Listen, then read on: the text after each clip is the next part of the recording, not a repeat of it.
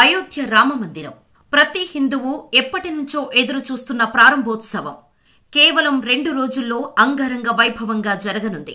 అయోధ్యలో ప్రతిష్ఠించే విగ్రహాన్ని రామ్లల్లా అని ఎందుకు పిలుస్తున్నారు? రామ్లల్లా అంటే అర్థమేంటి? అయోధ్యలో శ్రీరాముడిని ఏ రూపంలో ప్రతిష్ఠిస్తున్నారు అనే విషయాలను ఇప్పుడు మనం ఈ వీడియోలో తెలుసుకుందాం. తులసీదాస్ చేత రచించబడిన రామచరిత మానసలో బాలరాముడిని రామ్లల్లా అని వర్ణించారు. ఈ పేరు చాలా ఫేమస్ అయిపోయింది. అయోధ్యలో రామమందిరం జనవరి 22, 2024న ప్రారంభోత్సవం జరుగుతుందన్న విషయం అందరికీ తెలిసిందే. అయితే ఈ సందర్భంగా మధ్యాహ్నం 12:30 గంటలకు ప్రధాని నరేంద్ర మోడీ ఈ కార్యక్రమాన్ని దగ్గరుండి జరిపిస్తున్నారు. ఇందులో బాలరాముడిని ప్రతిష్ఠిస్తున్నారు. దీనికోసం 3 వేరువేరు కళాకారుల దగ్గర బాలరాముడి విగ్రహాన్ని తయారు చేపించారు. అందులో కర్ణాటకకు చెందిన అరుణ్ యోగిరాజ్ అనే ఒక కళాకారుడు చేసిన బాలరాముడి విగ్రహం ఎంపిక అయింది. ఆ విగ్రహాన్ని గర్భగుడిలో ప్రతిష్ఠించబోతున్నారు. దీన్ని రామ్లల్లా అని పిలుస్తారు. అసలు ఈ పేరు ఎందుకు వచ్చింది అంటే, మనం చిన్నపిల్లలని చిన్ను, బుజ్జి, చిట్టి, కన్నా అని ఎలాగైతే ప్రేమతో పిలుస్తామో అలాగే అప్పట్లో అయోధ్యలో చిన్నపిల్లలని లల్లా అని పిలిచేవారట. 5 నుంచి 6 ఏళ్ల వయసులో ఉన్న రాముణ్ణి రామ్లల్లా అని అప్పట్లో వాళ్లు పిలిచేవారట. దాన్ని తులసీదాస్ తన రామచరిత మానసలో వర్ణించారు. అందుకే అయోధ్య రాముణ్ణి రామ్లల్లా అనే పేరుతో పిలవబోతున్నారు. ఇదిలా ఉండగా అయోధ్య ఆలయం ఎత్తు సుమారు 161 అడుగులు.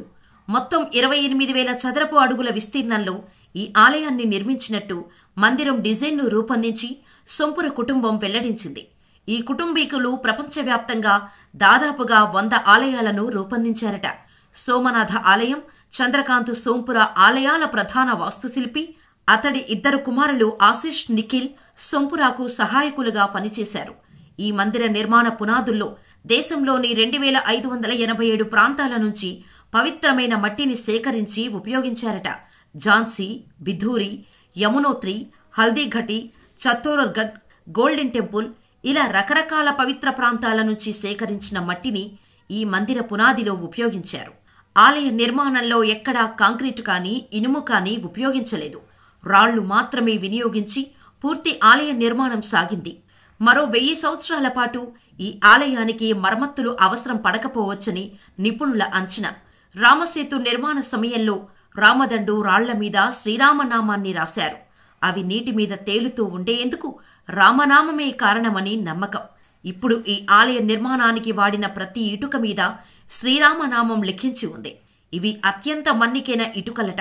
ఈ ఆలయ నిర్మాణం ఉత్తర భారతీయ ఆలయాల తరహాలో గుజారా చౌలుక్య శైలిలో అయోధ్య ఆలయాన్ని నిర్మించారు.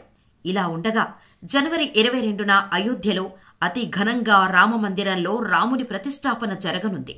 దీనికోసం దేశవ్యాప్తంగా ఉన్న సాధువుల్లో దాదాపుగా 4,000 మంది ఈ కార్యక్రమ నిర్వహణలో భాగం పంచుకుంటున్నారు. సుమారు 8,000 మందికి పైగా భక్తులు పాల్గొంటారని అంచనా వేస్తున్నారు.